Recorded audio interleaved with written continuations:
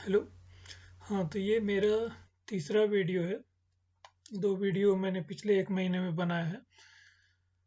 और आज का मेरा विषय है कि हमें क्यों फेथ की ज़रूरत पड़ती है। वो मेरा मेजर सब टॉपिक है। और एक सब टॉपिक है कि जो हम सेंस ऑफ वंडर और डिवाइनिटी और आइडेंटिटी, जो इस तरह की अब्सोल्यूट चीज़ें फील करते हैं, तो उसको डिस्ट्रक्ट किया जा सकता है। ये मेरा दूसरा इसी का सब टॉपिक है। तो मैं स्टेप बाय स्टेप जाऊंगा और जब आप पूरा सुनेंगे तो आपको क्लियर हो जाएगा। तो सबसे पहले, हाँ, मैं पूरी तरह से तैयार नहीं था। मैं सोच रहा था दिन में कि वीडियो बनाऊंगा आज कुछ, पर मैं तैयार नहीं था। लेकिन फिर अभी रात हो गया, मैंने सोचा वीडियो एक कर ही दूं, क्योंकि परफेक्ट मैं सोचा कि नहीं परफेक्ट होगा अभी, और सोचना सोचना है। लेकिन वो कुछ चीज़ें ऐसी होती हैं कि जो एक्सरसाइज की तरह होती हैं। आप अचानक से बहुत अच्छा नहीं कर सकते हैं, आप कर कर के परफेक्ट होते हैं।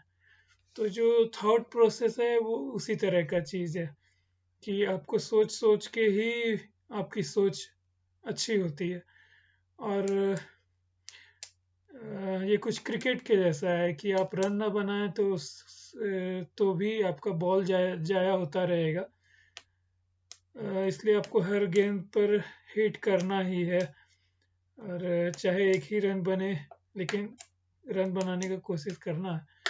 तो उसी तरह से जो सोच की भी प्रक्रिया है कि कुछ ना प्रोग्रेस, कुछ भी प्रोग्रेस है तो वो अच्छा है, क्योंकि परफेक्ट कभी होता नहीं है, उसके लिए बहुत टाइम लगता है। और उसके लिए अगर आप वेट करेंगे तो आप कुछ भी नहीं कर पाएंगे। तो आप तभी नियर परफेक्ट हो सकते हैं जब आप हर गेंद पे एक रन मारें कम से कम। ये एक तरह की चीज़ है। और एक दूसरी तरह की चीज़ें होती है कि जिसमें आपको एक ही बार करना होता है लेकिन परफेक्ट करना होता है। जैसे अगर आप शादी करने वाले हैं, तो जो शादी का डिसीजन लेना है तो एक बार लेना होता है, लेकिन बहुत सोच समझ के लेना होता है, क्योंकि वो एक डिसीजन का फर्क आपकी पूरी लाइफ में पड़ेगा। लेकिन जो चीज़ें हैं, जैसे फिजिकल एक्सरसाइज है, पहाड़ चढ़ना है, तो जब पहला स्टेप चढ़ेंगे, कुछ स्टेप चढ़ेंगे, तभी आपको आगे का स्टेप दिखेगा। तो आपको चढ़ते जाना है। वैसे ही सोच भी है। कमिंग टू द टॉपिक, तो शुरुआत में इससे करूँगा कि अ, पहला कि आधुनिक समय में और जो पुराना समय में, उसमें सबसे बड़ा फर्क क्या आया मेरे हिसाब से, फिलॉसफी के दुनिया को अफेक्ट करने वाला, कि डार्विन ने अपना थ्योरी ऑफ इवोल्यूशन दिया। उस थ्योरी ऑफ इवोल्यूशन के पहले हमारे दिमाग में एक फिगर होता था, एक अंडरस्टैंडिंग होता था कि चीजें अब्सोल्यूट हैं, जबकि ऐसा है नहीं। चीजें जो हैं वो टाइम, मटेरियल और प्रोसेस के कारण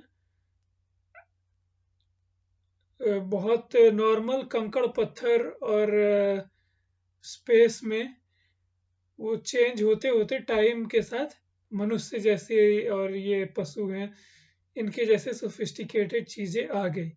तो डार्विन ने उसको एक्सप्लेन किया। तो ये तो जैसे कि हमारा जो बायोलॉजिकल बॉडी है उसके बारे में सोचते हैं कि हाँ, डार्विन के एवोल्यूशन ने क्या वो प्रूव किया कि कैसे वो हुआ। लेकिन जो हमारा जो दूसरे जो थोड़ी सब्टल सी चीजें हैं, जैसे हमारी जो थिंकिंग है, जो हम लोग कॉन्शियस ब्रेन कहते हैं, तो वो भी एक तरह से मटेरियल, टाइम और प्रोसेस के कारण से ही बना है।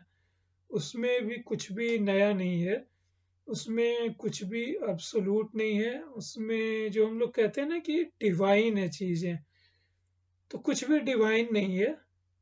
आपको जो भी वंडर फील होता है, जो भी आपको ऐसा फील होता है कि this is not a normal thing, it is like magic, वो सब के सब डिस्ट्रक्टिबल हैं। उन सब के सब को आप उन सारी फीलिंग्स को आप डिस्क्रेटाइज कर सकते हैं और उन सब को एक्सप्लेन किया जा सकता है। उन सब में डिवाइनिटी जैसी कोई चीज नहीं है। जो दूसरी चीजें हैं जैसे कि आपकी आइडेंटिटी है, आप उसको अब्सोल्यूट इंडिस्ट्रक्टिबल समझते हैं, पर आपकी आइडेंटिटी भी अब्सोल्यूट नहीं है, इंडिस्ट्रक्टिबल नहीं है।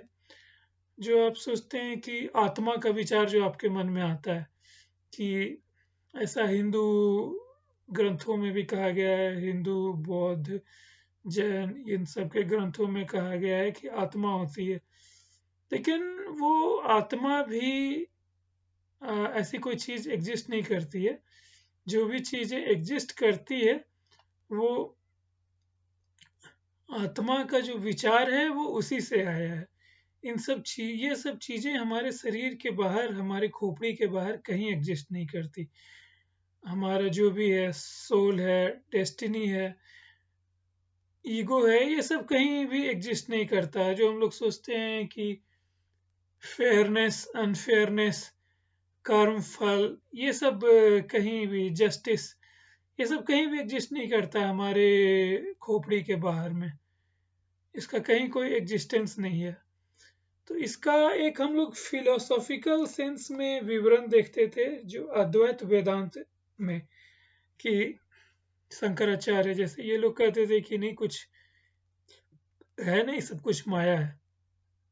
तो वो एक फिलोसॉफिकल वे में उन्होंने डिस्क्राइब किया था इस चीज को समझते हुए कि कोई भी चीज कैसे हमारी बुद्धि समय के साथ बदलती है और कितना जो क्षण भंगुर है और कितना कृत्रिम है, जो हमारा जो जो हमें जो फीलिंग देता है एब्सोल्यूट का, डिवाइनिटी का, जितनी भी इस तरह की चीजें हैं, तो उसको उन्होंने ऑब्जर्व किया था।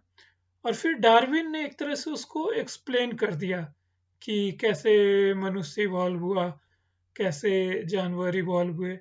और अगर आप साइकोलॉजी में डीप में जाएंगे, और तो इस बात पर काफ़ी रिसर्च चल रहा है कि हमारा जो कॉन्सियसनेस है वो कैसे डेवलप हुआ मटेरियल चीज़ों से। कैसे हुआ ये एक्सप्लेन करना मुश्किल हो रहा है। मैंने भी इसके ऊपर काफ़ी कुछ सोचा है, कभी एक आध बार मैं जो प्रोग्रेस मैंने किया उसके ऊपर अलग से वीडियो बनाऊंगा।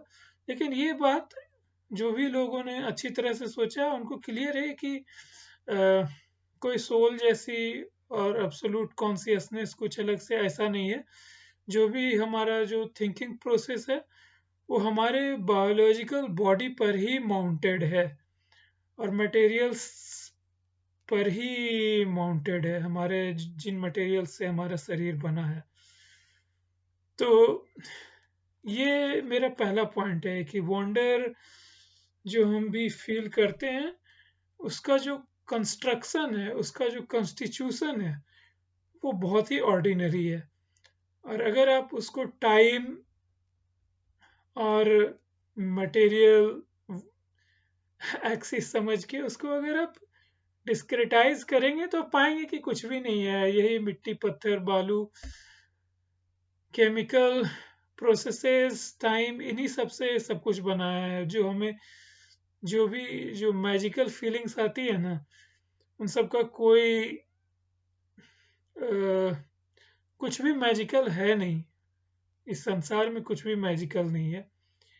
हमारे समझने की क्षमता लिमिटेड है और हम लोगों ने वो प्रोसेस हम ऑब्जर्व नहीं कर सकते पिछले बिलियंस ऑफ ईयर्स में जो हुआ। तो इसलिए हमें चीज़ें मैजिकल लगती हैं, पर कुछ भी मैजिकल नहीं है। तो ये मेरा पहला पॉइंट था कि कुछ भी वंडरफुल और एब्सोल्यूट कुछ भी नहीं है, सब कुछ डिस्ट्रक्टिबल है। और ख़ास करके डार्विन ने इसको पूरी तरह से एक्सप्लेन कर दिया है। और जो हमारी इंडियन फ़िलॉसफ़ी है उसका डार्विन के थ्योरी आने के बाद से उसको कॉम्प्रिहेंसिवली हम लोगों ने अपनी थ्योरी को अपडेट नहीं किया है इंडियन फ़िलॉसफ़ी को। ये हमारे इंडियन फ़िलॉसफ़ी का सबसे बड़ा ड्रॉबैक है आज के डेट में। हालांकि बीज रूप में ये मौजूद है। जो अद्वैत वेदांत का जो सिद्धांत है उसमें ये मौजूद है। जो जो डार्विन ने प्रैक्टिकली प्रैक्टिकल वर्ल्ड में एक्सप्लेन किया, वही चीज फिलोसॉफिकल फॉर्म में अद्वैत वेदांत में एक्सप्लेन्ड है। बट बहुत कुछ जो हमारे यहाँ जो पॉपुलर हिंदू कल्चर है, बुद्धिस्ट कल्चर है, या जैन लोगों का जो कल्चर है, जो पॉपुलर रिलीजन है, तो उसको वो अपडेटेड नहीं है, वो पुरानी सोच पर चल रहा है, पुराने नॉलेज पर बेस्ड है। तो ये मेरा पहला हो गया। मेरा दूसरा पॉइंट है कि जो हम लोग सत्य कहते हैं, सत्य विचार, तो इसके बारे में बोलना चाहूँगा क्योंकि आगे ये काम आएगा। कि सत्य मेरे हिसाब से दो तरह का सत्य कह सकते हैं। एक सत्य है जो कि जिसको हमारी जरूरत नहीं है, जो अब्सोल्यूट ट्रूथ है, जैसे कि थ्योरी ऑफ ग्रेविटी हो गया, जो स्पीड ऑफ लाइट है, जो भी कुछ है जो नेचर में होता है, जैसे कि ऑक्सीजन और हाइड्रोजन के मिलने से फिर वो वाटर बनता है, H2O बनता है, जो भी है, तो वो एक मतलब कि अब्सोल्यूट सत्य है। आप कितना भी उसको कुछ नेचर उसी तरह से काम करता है। और दूसरा जो है कि हमारा सत्य होता है, अपना सत्य, कि हम लोग उस चीज को जो हमें सूट करती है, जो हमें अच्छी लगती है, जो हमारे इवोल्यूशन का परिणाम है, अगर आप देखें तो उसको भी हम सत्य मान लेते हैं। जैसे कि अगर बात करें तो जो सेंस ऑफ जस्टिस है, हम लोग उसको अब्सोल्यूट मानते हैं कि नहीं, जस्टिस तो चीज है ही, जस्टिस तो इम्पोर्टेंट है, जस्टिस जैसी कोई चीज होती है, जबकि जस्टिस जैसी कोई चीज होती नहीं है। वो अलग अलग लोगों के लिए जस्टिस के किसी एक क्वेश्चन को रखेंगे, स्पेसिफिक क्वेश्चन को, तो उसमें अलग अलग लोगों का अलग मत होगा। शेर का मत होगा कि उसे शिकार खाना ही है, वो उसके लिए जस्टिस है, नहीं तो वो भूखा मरेगा। और शिकार जो हिरन है उसका मत होगा कि उसे उसका जान बचाना है, तो वो उसके लिए जस्टिस है। तो जस्टिस एब्सोल्यूट सेंस में एग्जिस्ट नहीं करता है। वो दोनों के दोनों ही रिलेटिव सब्जेक्टिव ट्रूथ्स की बात कर रहे हैं, शेर भी और हिरन भी, क्योंकि वो दोनों इस चीज से सत्य का मानक मान रहे हैं कि उनको कैसा फील होता है। लेकिन आपको कैसा फील होता है उससे, वो बस आपके शरीर के अंदर ही एग्जिस्ट करता है। और थ्रू द मैपिंग प्रोसेस आपके रिलेटिव्स ने ये चीज फील करना शुरू किया है, आपके दोस्तों ने फील करना शुरू किया है कि नहीं, आपको दर्द होता है तो गलत हो रहा है। जो फर्स्ट स्पेसीज थे उनके अंदर ऐसा नहीं था, लेकिन बाद में धीरे धीरे ये भी एक इवोल्यूशन का परिणाम है। जैसे आप सांप को देखेंगे कि सांप अपना अंडा खा जाता है, इसी तरह से जो बहुत ही प्रिमिटिव स्पेसीज हैं वो उनके अंदर ये फीलिंग नहीं था, ये बाद में इवॉल्व हुआ, इसके बेनिफिट्स थे। जो भी चीजें एम्पैथी है, काइंडनेस है, बट इनका कोई अब्सोल्यूट ट्रूथ नहीं है। अगर आप किसी को कहते हैं कि वो खराब इंसान है, तो उसका कोई एब्सोल्यूट ट्रूथ नहीं है। अगर उसके अंदर उसको फील नहीं होता है तो नहीं होता है, उसका कोई बेसिस नहीं है कि ये ट्रूथ ही है और ये यूनिवर्सल लॉ है, ऐसा नहीं है। जो कुछ भी हो सकता है वो हो जाएगा। अगर आपके मन में है कि नहीं आप किसी का खून कर दें, और आप अगर आप फील नहीं करते हैं, और उसके बाद पूरी दुनिया, जैसे टेड बंडी का एग्जांपल आता है कि टेड बंडी ने कितना भी खून किया, लेकिन अगर उसको फील नहीं हो रहा तो फिर कोई भगवान या कुछ उसे फील नहीं करवा पाएगा, क्योंकि ये फीलिंग्स अब्सोल्यूट नहीं है। ये फीलिंग्स हमारे बॉडी के ऊपर डिपेंडेंट है। अगर किसी के शरीर में एम्पैथी क्रिएट करने वाले जो भी हैं वायरिंग्स नहीं है ब्रेन में, तो फिर वो नहीं फील कर पाएगा। उसमें आश्चर्य होने की कोई बात नहीं है, उसमें कोई गंदगी नहीं है, कुछ भी नहीं है ऐसा अलग से। तो ये बोला मैंने कि दो तरह के सत्य हो गए। एक जैसे कि हम जो कहते हैं सत्य, जो हमें अच्छा लगता है, जो हमारे हिसाब से होना चाहिए, हमारी जो विशफुल थिंकिंग है, उसको भी हम सत्य मान लेते हैं। और जैसे जब हम कहते हैं, किसी को बोलते हैं कि जाओ और सत्य की खोज करो, सत्य को पाओ, तो उस समय भी हम जो एक्चुअल में सत्य है, जैसे कि किताबों में काफी सत्य लिखा है, लाइब्रेरी में जाएं तो किताबों में, कंप्यूटर कोड्स में, कंप्यूटर में बहुत सारा सत्य छिपा है। लेकिन उसके अंदर कोई डिजायर नहीं है, किताबों के अंदर डिजायर नहीं है कि वो, उस सत्य के अंदर कोई लाइफ नहीं है उसकी, वो मैनिफेस्ट हो। और जब होना होता है तो वो बिना फीलिंग के हो जाता है। ज्वालामुखी फटता है, वो फट जाता है, उसमें कोई उसका, उसमें कोई चाहने वाला, करने वाला कुछ भी नहीं है, वो बस हो जाता है। हवा बहती है, बह जाती है, कोई उस हवा को कुछ नहीं पता। हवा एग्जिस्टेंस जैसी कोई चीज नहीं है उसके अंदर, कुछ भी ऐसी। तो लेकिन जब हम बोलते हैं कि go and find the truth, और हम बोल, तो उस समय हम ये कह रहे होते हैं, उस समय हम एब्सोल्यूट ट्रूथ की ओर इंडिकेट नहीं कर रहे होते हैं। उस समय हम आदमी को आदमी को बायोलॉजिकली प्रोवोक कर रहे होते हैं, वो उसके बायोलॉजिकल हंगर की बात कर रहे होते हैं। ट्रूथ इन द सेंस, मतलब हम लोग ये चाह रहे होते हैं कि वो आदमी इसके बारे में सोचे, वो आदमी इसकी मैपिंग करना चालू करे अपने सिस्टम में, उसकी बात कर रहे होते हैं। नहीं तो जो प्योर ट्रूथ है, उससे वो अनकॉन्शियस है, उसमें कोई उसे ना तो कोई फीलिंग है, कुछ भी नहीं है, ना ही सेंस ऑफ आइडेंटिटी है, कुछ भी नहीं है। वो पत्थर की तरह है, वो हवा की तरह है, मुर्दा है वो। तो जो हम लोग अक्सर जो बातें करते हैं ना सत्य के बारे में, और सत्य को पाने के बारे में, और फिर हम लोग मुक्ति पाने के बारे में सत्य को जान के, तो वो अक्सर हम लोग उस बायोलॉजिकल, खुद को बायोलॉजिकली प्रोवोक कर रहे होते हैं। उसके अलावा कुछ उसमें ऑब्जेक्टिव ट्रूथ नहीं है। फिर जो तीसरा बात आता है, जो कि पहला पॉइंट मेरा था कि सब कुछ डिस्ट्रक्टिबल है, जो भी हमारा सेंस ऑफ आइडेंटिटी है, सेंस ऑफ वंडर है, डिवाइनिटी है। दूसरा कि दो तरह के ट्रूथ्स होते हैं, एक जो अब्सोल्यूट ट्रूथ है, जो नेचर में है, जैसे कि न्यूटन्स लॉ हो गया इस तरह का। और दूसरा जो हमारा सब्जेक्टिव ट्रूथ है, जो इसको, जो एक्चुअली में ऑब्जेक्टिव ट्रूथ नहीं है, लेकिन बायोलॉजिकल इन द नेचर है, उसके कोर में जो है वो बायोलॉजी है हमारा, जो हमारा बायोलॉजिकल ब्रेन है, जो माइंड है, जो बायोलॉजिकल बॉडी के ऊपर माउंटेड है। तो वो ऑब्जेक्टिव ट्रूथ नहीं, वो एक सब्जेक्टिव ट्रूथ को चाहता है। तो ये हो गया दो। तो ये मेरा दूसरा पॉइंट था, two kinds of truth.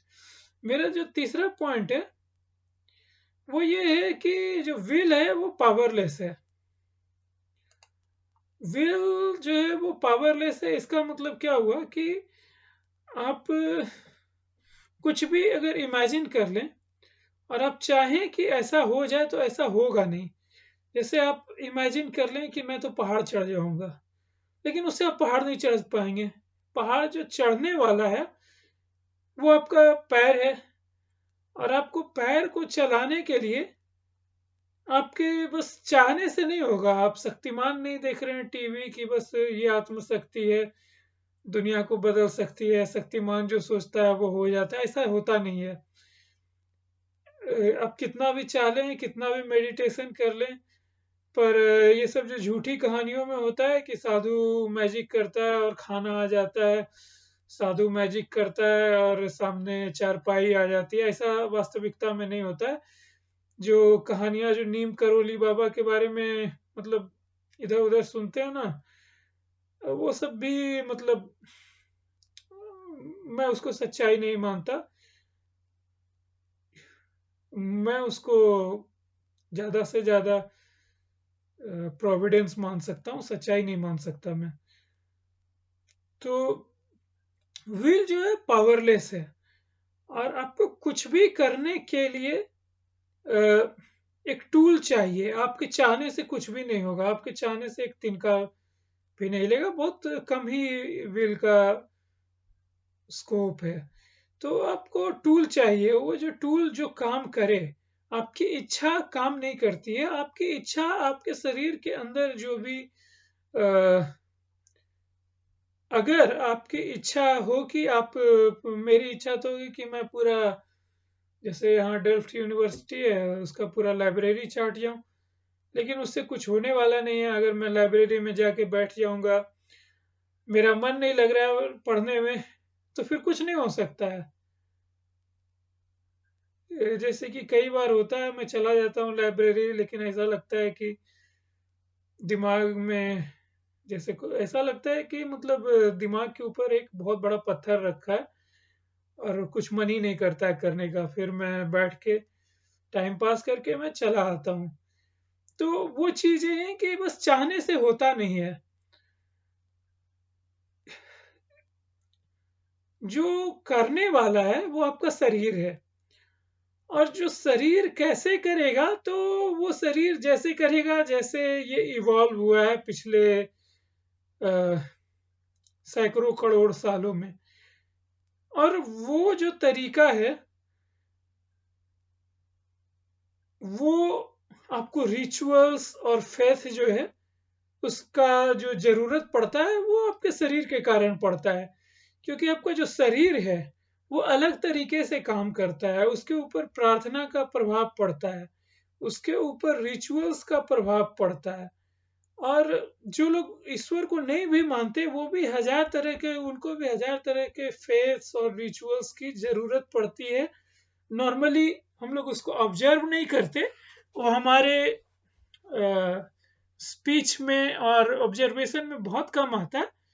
But हाँ, ये मतलब बहुत ही क्या बोले हैं, एक तरह से बैड लक है कि हम अधिकतर लोग उतनी माइन्यूटली सोच नहीं पाते हैं। लेकिन फेथ हर जगह है। Faith is the way our brain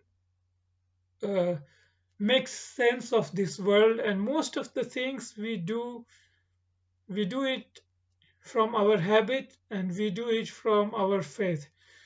तो आप अगर जैसे कोई भी थोड़ा बहुत किसी के अंदर फेथ है, तो उसमें गिल्टी फील करने का जरूरत नहीं है कि विज्ञान आपको खाया जा रहा है, ऐसा कुछ भी नहीं है। जो जैसे जो जानवर हैं, जो भी मतलब कि आप 50,000 साल पहले चले जाएं, तो उस समय जो मनुष्य होंगे उस वक्त, उनके पास, या लाख साल पहले जो मनुष्य होंगे उनके पास भाषा समझने की, भाषा बोलने की क्षमता नहीं होगी।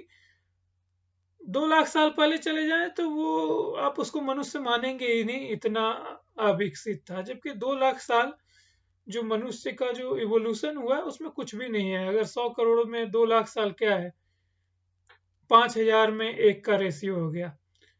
तो 5,000 में 1 का जो रेशियो है, लेकिन तो जो हमारा जो कोर है वो 4,999 जो पिछला हिस्सा है उसमें बना है। और कुछ भी जो हमको अंदर से मोटिवेशन चाहिए होता है, अंदर से जो हमें चाहिए होता है, तो उसके लिए फेथ की जरूरत पड़ती है, उसके लिए रिचुअल्स की जरूरत पड़ती है। जैसे कि एक मैं एग्जांपल देता हूँ, जैसे कि फेथ की जरूरत भगवान और ईश्वर को छोड़ दें दूसरे विषय में। तो जो जैसे मिलिट्री होता है, तो मिलिट्री में सबको यूनिफॉर्म पहनाया जाता है, सबको ओथ दिलवाया जाता है, बार बार परेड करवाया जाता है। तो वो सब क्या है, वो भी एक तरह का फेथ ही है। जो भी ड्रिल्स होते हैं वो सब, तो वो सब भी फेथ ही है एक तरह से। आप उसको डिटेल में जाएंगे तो जो the way the mind works is like similar to the way mind believes in the God in a temple. उसी तरह से बहुत सारी चीजें हैं,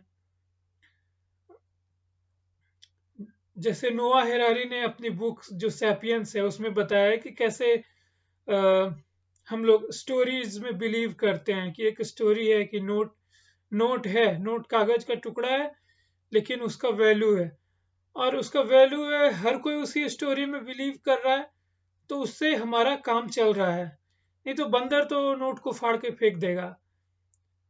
तो ये जो बिलीफ जो है, बिलीविंग द प्रोसेस है, वो हमारा हिस्सा है, और उसी तरह से हमारा माइंड काम करता है, उसी तरह से हम बड़ी बड़ी चीजें करते हैं। कि एक ही स्टोरी है, एक स्टोरी है कि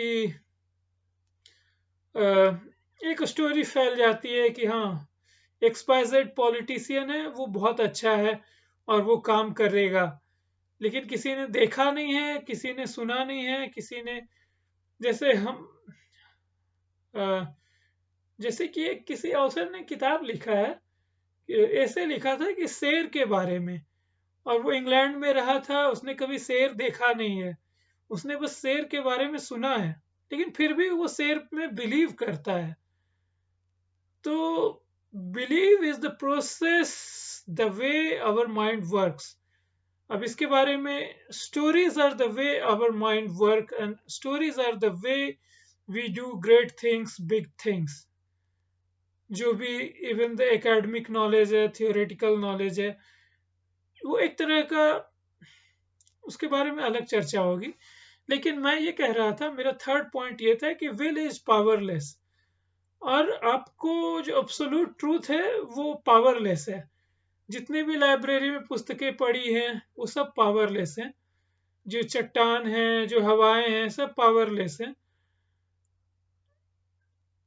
और जो पावर है वो आपके बायोलॉजी को आप एक्टिवेट कर पाते हैं, उसमें है।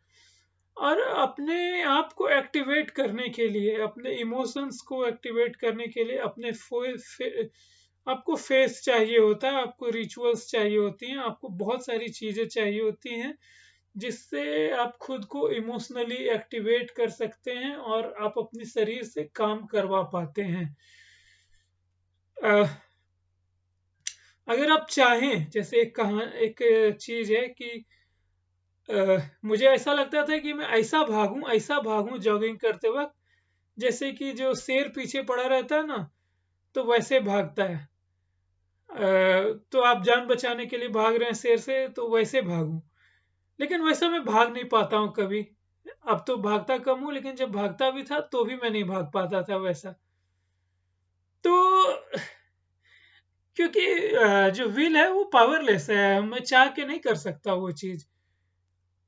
हाँ, जब मुझे कोई वाकई में कोई बोल दे कि नहीं तुम्हारे पीछे मैं जंगल में हूँ, और कोई बोल दे कि अरे पीछे शेर आ रहा है, तब मैं भागने लगूंगा, तो वो सच में मैं अपनी जान के लिए भागूंगा। तो फेथ कुछ ऐसा ही चीज है कि ये एक टूल है। आपकी जो बायोलॉजी जिस तरह से हार्ड वायर हो गई आप इवोल्यूशन के दौरान, और उसमें फेथ काम करता है आपका।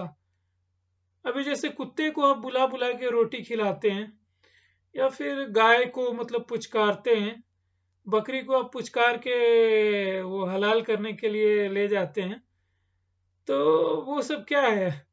अभी बकरी का जो बिहेवियर है, वैसा ही बिहेवियर आप खुद के साथ भी करते हैं जब आप मंदिर में प्रार्थना करते हैं। जब आप जैसे बकरी को शांत कराते हैं, बकरी को खुश कराते हैं, कुछ भी है, जब तक उसको काटना नहीं होता तब तक तो आप उसको अच्छे से रखते हैं ना। तो वैसा ही है कि इस केस में मंदिर में आपकी बलि नहीं चढ़ रही होती, लेकिन आपको समझना पड़ेगा कि जो जैसे बच्चे को खुद खुश करने के लिए क्या होता है कि लोरी गाया जाता है, बच्चे को कहानी सुनाई जाती है, झूठी कहानी सुनाई जाती है, और बच्चा खुश हो जाता है, बच्चा बिलीव कर लेता है। तो हम बड़े होने के बाद भी हमें उतने भी बड़े नहीं हुए हैं वो आगे 5-10 लाख साल बाद लोग उतने बड़े हो जाएंगे तो वो सोचेंगे हमारे बारे में, तो हम लोगों को पाएंगे कि जो 10 लाख साल पहले के अभी के जो लोग हैं वो बच्चे थे और उनको प्रार्थना की जरूरत पड़ती थी, ये सब। तो जो मैं ये कह रहा हूँ कि जो हमारा जो शरीर है, जो करने वाला है, जो फील करता है खुशी दुख, अ, सुख दुख सब कुछ फील करने वाला जो हमारा शरीर है, जिसके लिए हम सब कुछ करते हैं, जिसके लिए हम किताब पढ़ते हैं, जिसके लिए हम विज्ञान करते हैं, बोलेंगे कि सत्य जानने के लिए विज्ञान करते हैं, लेकिन अधिकतर विज्ञान तो मतलब आदमी को जो कंफर्ट और जो सुरक्षा है उसकी खोज में आई है। सत्य की खोज में आप कौन पैसा लगाएगा? बहुत कम पैसा लगेगा। अधिकतर जो पैसा लगता है वो किसी न किसी मतलब उस पे लगता है ना, कि क्या बोलते हैं, इसका जो यूटिलिटी है उसके ऊपर लगता है। तो आपको अपने शरीर से काम निकालना ही पड़ेगा और उसके लिए आपको फेथ और रिचुअल्स की जरूरत पड़ेगी ही। रीजन अपने आप में पावरलेस है। रीजन से, फैक्ट से और चाह करके कि मैं बुद्धिमान हो जाऊं, उससे कोई बुद्धिमान नहीं हो जाता, उससे कुछ होता नहीं है। नहीं तो ये सारे किताब जो हैं जितने भी जैसे लाइब्रेरीज में बुक्स हैं, सब उड़ उड़ करके एकदम खुद से आर्टिफिशियल इंटेलिजेंस की तरह काम करने लगती हैं और एकदम बहुत ही सोफिस्टिकेटेड मनुष्य से बहुत बहुत इंटेलिजेंट क्रीचर तैयार कर देती प्रोसेसेस को एक्टिवेट करके, पर ऐसा होता नहीं है। तो आपको ये मैंने बोला कि फिर जो विल है वो पावरलेस है, आपकी बुद्धि रीजन फैक्ट ये पावरलेस है, इसलिए आपको फेथ की जरूरत पड़ती है। फेथ वो ट्रिक है जिसके जरिए जो आपका टूल है वो आपका शरीर है। आपका शरीर ही काम कर सकता है, कोडिंग कर सकता है, दौड़ सकता है, और उसको एक्टिवेट करने के लिए आपको फेथ की जरूरत होती है। वो रीजन और फैक्ट से एक्टिवेट नहीं होता है। वो वैसे ही काम करेगा जैसे उसकी वायरिंग हुई है पिछले करोड़ों साल में। तो ये मेरा तीसरा पॉइंट हो गया खत्म। फिर से जाता हूँ। पहला पॉइंट था कि सब कुछ जो भी आपको वंडरफुल एब्सोल्यूट फील होता है, आइडेंटिटी, ईगो, डिवाइनिटी, वो सब एब्सोल्यूट नहीं है। दूसरा मैंने बोला कि दो तरह के ट्रूथ हैं, एक जो आपको एब्सोल्यूट ट्रूथ है जो आपके ऊपर डिपेंडेंट नहीं है, और दूसरा जो रिलेटिव ट्रूथ है, जो सब्जेक्टिव ट्रूथ है, जो आपको जो अच्छा लगता है, आपकी जो विशफुल थिंकिंग है उसके ऊपर डिपेंडेंट है, वो आपके दिमाग के अंदर ही एग्जिस्ट करता है बस। तीसरा मैंने पॉइंट बताया कि जो विल है हमारा वो पावरलेस है। हम चाह के कुछ मतलब कि बहुत कम पावर है उसके पास, अब जो चाहेंगे वो होगा नहीं। किताबें हैं, उनके पास तो नॉलेज ही नॉलेज है, पर कोई विल नहीं है, वो पावरलेस है किताबें मतलब। तो उसकी चाहत किताब में, अगर आप जैसे कोई किताब लिखा रहे कि मैं चाहूं कि मैं सब कुछ ये कर डालूं, तो किताब उससे कुछ कर नहीं पाएगा। जो करने वाला है वो बायोलॉजिकल बॉडी है, उसको एक्टिवेट करने का तरीका जो है वो फेथ है, रिचुअल्स है, ग्रुप एक्टिविटी है, जो भी मतलब इस तरह के तरीके हैं। चौथा मेरा जो वो पॉइंट है कि जो कॉन्फ्लिक्ट है, तो कॉन्फ्लिक्ट जो है रीजन और फैक्ट्स एक तरफ और फेथ दूसरी तरफ। तो कॉन्फ्लिक्ट क्यों है? तो ये पहले तीनों पॉइंट्स में एक्चुअली कवर हो गया, स्पेशली तीसरे पॉइंट में, कि लोगों को ये लगता है कि ये कैसी सच्चाई है जो मुझे कुछ, जिससे कुछ होता ही नहीं है। और मंदिर में जाते हैं, पूजा करते हैं, उससे शक्ति मिलती है। मस्जिद में नमाज नमाज पढ़ते हैं, उससे आत्मा को शांति मिलती है। जो भी है, जो ईसाई है गिरजाघर में जाता है, चर्च में जाता है, तो उससे उसका काम होता दिखता है, वो प्रैक्टिकली उस चीज को देखता है।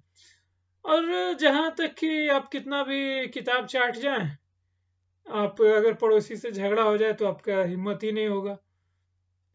या फिर आपको अगर दुख की घड़ी आ गई है, तो जैसे आपका कोई अपना मर गया है, तो किताब आपको कंसोल करने में कुछ भी ना के बराबर उसका यूज है।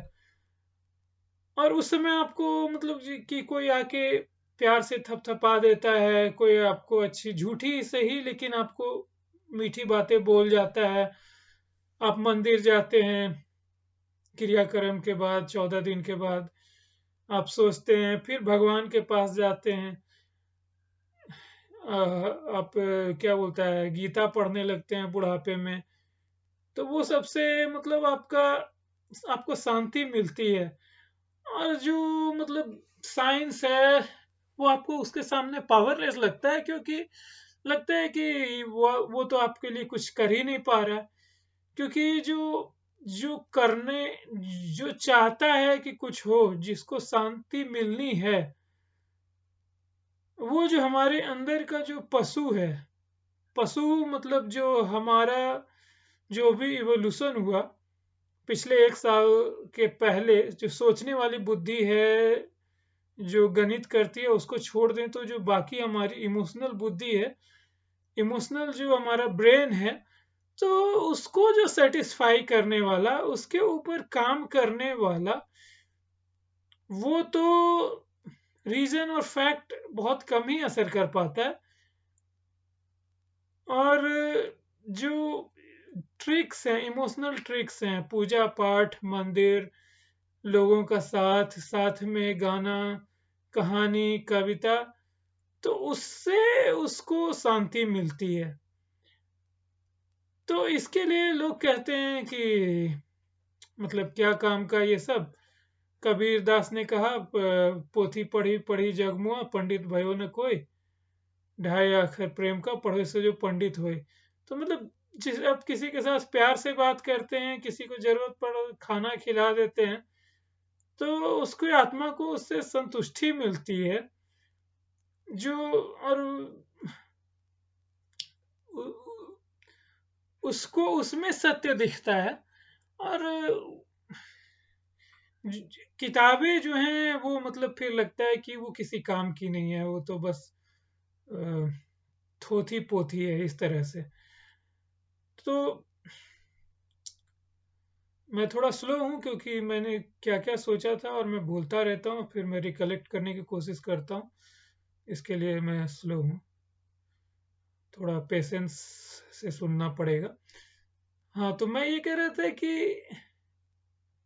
It is not the truth which wants to get empowered, and that is why there is conflict, because the one which wants the truth and one which wants to get empowered, the one who wants to know the truth, has a biological core at its being. So उसके अंदर में जाएंगे, उसके एकदम core में जाएंगे। जो जो बोलते हैं ना कि ज्ञान पिपासु है, तो वो ज्ञान की पिपासा भी उसके बायोलॉजिकल बॉडी में आ रही है। एक बायोलॉजिकल चीज है, जैसे मेरे अंदर बहुत ज्यादा क्यूरियोसिटी है, तो वो जो क्यूरियोसिटी है वो मेरे जीन्स में थी। और मैंने अपनी बुद्धि से उसको पैदा नहीं किया है, वो मुझे लक से मिला है। उसके कोर में जो है वो बायोलॉजी है। वो ज्ञान पिपासु जो बोलते हैं ना, ज्ञान मार्ग ऋषि मुनि एकदम ज्ञान के लिए लगे रहते हैं, तो ज्ञान अपने आप में उनको एक्टिवेट नहीं करता है। जो उसके कोर में है, जो अंदर आग जल रही है, वो इस बायोलॉजिकल बॉडी में बायोलॉजिकल कोर है उसका। ये मैं कहना चाह रहा हूँ। तो इसके कारण कॉन्फ्लिक्ट है, जो एक प्योर ट्रूथ है, और जो हमारा जो सब्जेक्टिव ट्रूथ है, जो हमारे बायोलॉजिकल बॉडी के द्वारा एक्टिवेटेड है, जो मैप करना चाहता है, जो चीजों को अपने लिए यूज करना चाहता है। तो ये दोनों दो चीजें हैं, इसके कारण कॉन्फ्लिक्ट होता है। और इसके कारण जो हम कहते हैं ना कि दिल और दिमाग का झगड़ा, तो वो इसी कारण होता है।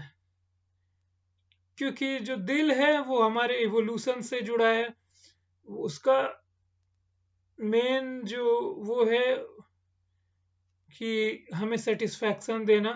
और जो दिमाग है वो कई बार मतलब, चलिए हो सकता है आपका दिल और दिमाग दोनों आपके बायोलॉजिकल जो भी डिजायर्स हैं उसको शांत कराने में लगा हो, लेकिन there is a difference between objective truth and the truth which we feel is true और we wish to be true. तो जैसे बोलते हैं ना कि कर्म का जो सिद्धांत है, कर्मवाद का जो सिद्धांत है, तो उसका जो कोर है वो हमारे बायोलॉजिकल विशेष में है। कर्मवाद का कोई प्रूफ नहीं है, उसमें कोई ट्रूथ नहीं है। एब्सोल्यूट सेंस में कुछ भी फर्क नहीं पड़ता उससे। एक तरह से बोले तो वो पूरी झूठ है, लेकिन फिर भी लोग एक्सेप्ट करने को तैयार नहीं है उसको, क्योंकि वो उनको सेटिस्फैक्शन नहीं देगा।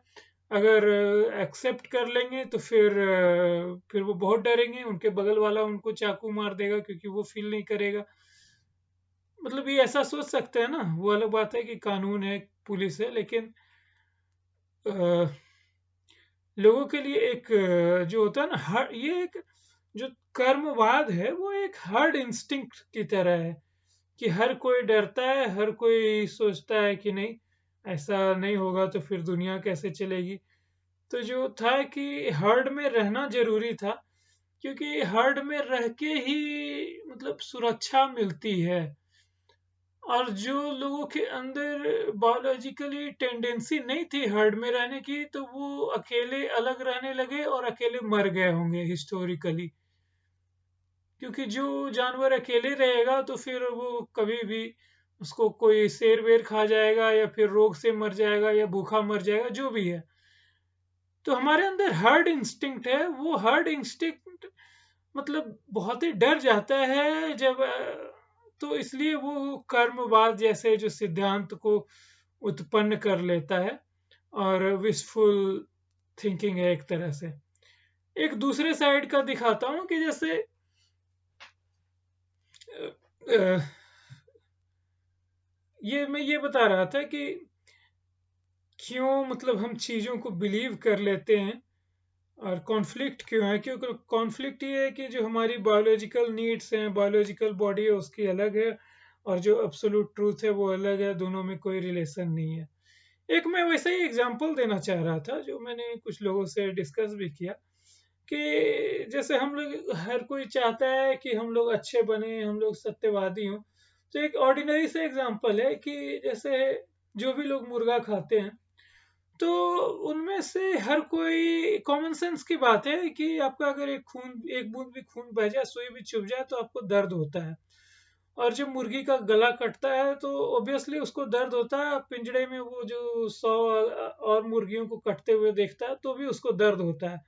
बहुत कॉमन सी चीज है और हर कोई जानता है ये। लेकिन कोई भी जब मीट खाता है, चिकन का खाता है, तो वो अपनी बॉडी को डिक्टेट नहीं कर सकता कि ये चीज गलत है तो मैं गलत फील करूं। उसकी बॉडी अच्छा ही फील करती है कि नहीं, चिकन डिलीशियस है, चिकन टिक्का मसाला, चिकन क्या बोलते हैं, बटर मसाला।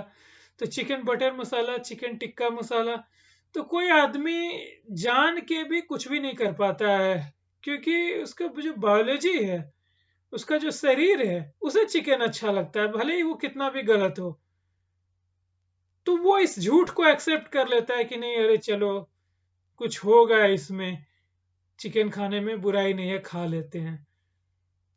तो एक तरह से वो खुद को भी झूठ बोलता है। तो उसका जो सच्चाई, उसका जो सच और झूठ है, वो पूरी तरह से उसके बॉडी के ऊपर डिपेंडेंट है, उसके शारीरिक बुद्धि जो है उसके ऊपर माउंटेड है। वो एब्सोल्यूट ट्रूथ नहीं है। चिकन को पेन फील होता है तो होता है, बहुत गलत उसको फील होता है तो होता है। तो हम एक तरफ कर्मवाद का सिद्धांत डेवलप कर देते हैं कि नहीं, हमारे साथ जस्टिस का और कर्मवाद का, कि हमारे साथ जो अगर गलत हो रहा है तो नहीं, ये गलत है, सजा मिलेगा, क्योंकि हम सब डरते हैं, नहीं तो हम सबके साथ गलत होने लगेगा, ऐसा ना हुआ तो। हमारी जो कम्युनल फीलिंग है, जो हर्ड इंस्टिंक्ट है, वो इसके ऊपर डिपेंडेंट है, जस्टिस और कर्मवाद के ऊपर। तो हिंदुओं में भी कर्मवाद है, और कमोबेश मुसलमानों और ईसाइयों में भी ये कर्म का सिद्धांत तो है ही, और अलग अलग फॉर्म में है। लेकिन हम सारे लोग, अधिकतर हिंदू लोग भी आजकल मुर्गा मछली खाते ही हैं, और कुछ कुछ जैन लोग भी आजकल चुपके से मुर्गा मछली बीफ सब खा लेते हैं, बाहर में मैं देखा हूँ। तो ये जो है कि वो हर हर कोई जानता है कि नहीं, गाय को भी तकलीफ होती है, बकरी को तकलीफ होती है, लेकिन उनको सूट करता है, तो फिर मतलब कि सच भी झूठा है, वो एक और सत्य क्रिएट हो जाता है। तो वही मैं कहना चाह रहा था कि एक अब्सोल्यूट ट्रूथ अलग है, और एक जो हम अपने बायसेस में जीते हैं। और पहले तो ये होता था कि हम बिल्कुल भी फील ही नहीं कर पाते थे कि क्या अब्सोल्यूट ट्रूथ जैसी भी कोई चीज है। हम बस वो अपनी दुनिया में जीते थे, और अपने जो सब्जेक्टिव ट्रूथ है उसी को ही दुनिया मानते थे। अभी विज्ञान आगे बढ़ा है, इवोल्यूशन, थ्योरी ऑफ इवोल्यूशन हम लोग समझ रहे हैं, साइकोलॉजी के बारे में काफी डीप स्टडीज हुई हैं। तो अब समझ बढ़ी है, तो अब लोग ज्यादा उस चीज को समझ सकते हैं। अब लोगों में वो अहंकार नहीं आता है कि नहीं, मुझे मरने के बाद स्वर्ग जाना है, मेरा क्या होगा। लोग समझते हैं कि ये सब कुछ भी नहीं है, न तो स्वर्ग है, न पुण्य है, न पाप है। नॉर्मल जैसा बिहेव करते हैं, उनके अंदर में कोई जादू पाने की इच्छा, जादू देखने की इच्छा अब धीरे धीरे घटती चली जा रही है। तो ये पहले ये सब लोग डिफ्रेंशिएट नहीं कर पाते थे। तो एक हर किसी को अपना अब्सोल्यूट आइडेंटिटी दिखता था, डेस्टिनी दिखता था, लोग अगले जन्म, पूर्व जन्म, जो भी है उसके बारे में सोचते थे। तो अभी ये सब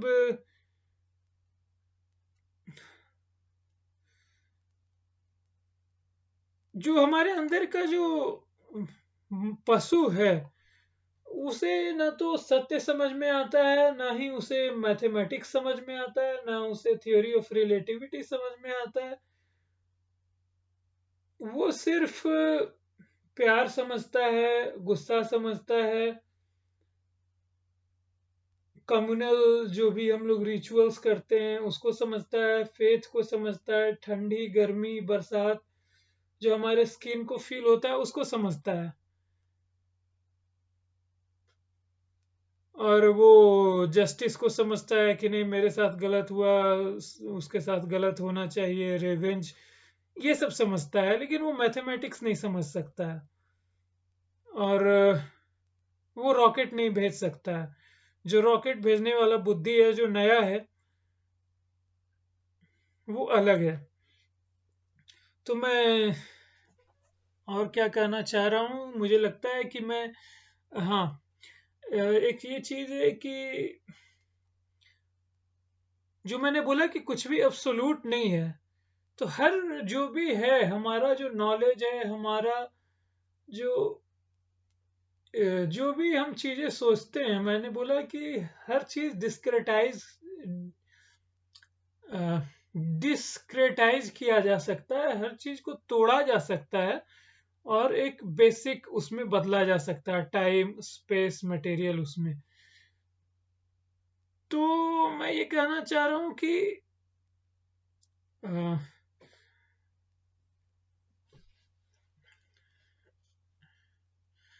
मैं क्या कह रहा था, मैं भूल गया मैं क्या कह रहा था। तो हाँ, तो फिर मैं ये कह रहा हूँ कि जब तक आप अपने बायसेस से चिपके रहेंगे, तो मैं कंक्लूड करता हूँ, आप बहुत आगे नहीं बढ़ पाएंगे, बहुत ज्यादा दुनिया को समझ नहीं पाएंगे, देख नहीं पाएंगे। हो सकता है बहुत कुछ कर जाएं, क्योंकि आपको एक अंदर से फायर मिलता है, मोटिवेशन मिलता है।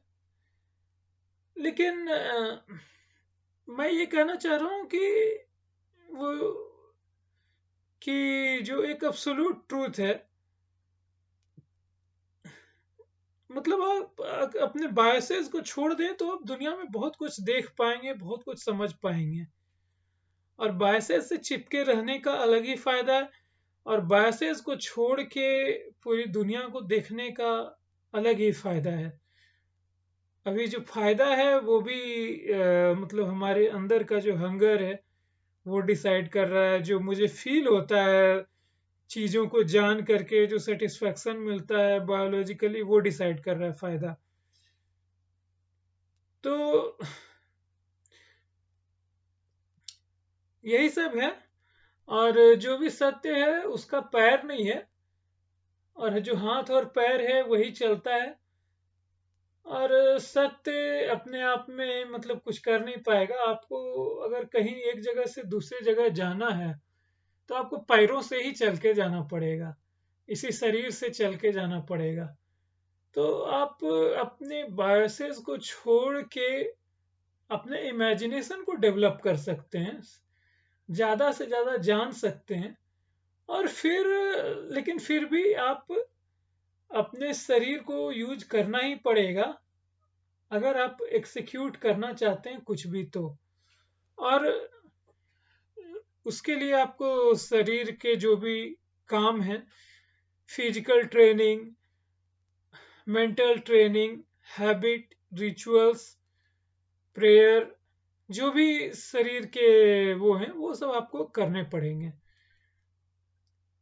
तो ये दोनों चीजें, फैक्ट, रीजन, और दूसरा हमारा जो सुपरस्टिशन कह लीजिए, फेथ कह लीजिए, बायोलॉजी कह लीजिए, ये दोनों आपके जीवन में, हमारे आपके जीवन में साथ साथ रहेंगे, और दोनों को लेके चलना पड़ेगा। फर्क ये है कि आप अगर ओपन माइंडेड होंगे, आप अगर समझदार होंगे, आप अगर पढ़े लिखेंगे, बहुत ज्यादा दुनिया में ट्रेवल करेंगे, सोचेंगे, विचारेंगे, तो आप शायद ज्यादा अच्छा यूज कर पाए अपने शरीर का, और उसको ज्यादा सही अच्छी दिशा दिखा पाए, और ज्यादा अच्छा काम शायद ले पाए। दिशा आपका ज्ञान दिखाएगा, लेकिन जो करने वाला है उसके लिए फिर आपको मोटिवेशन और फेथ और रिचुअल्स और प्यार और ग्रुप, इन सब की जरूरत जो आदि मानव को पड़ती थी 5,000 साल पहले, उसकी जरूरत पड़ेगी। और आपको दोनों को हारमोनी में लेके साथ साथ चलना है। दोनों में से एक भी कम पड़ा तो आप आपकी जो क्या है ना कि आप फुल्ली अपना पोटेंशियल यूज नहीं कर पाएंगे। तो इतना ही करके मैं अभी बंद करता हूँ, काफी लंबा हो गया है।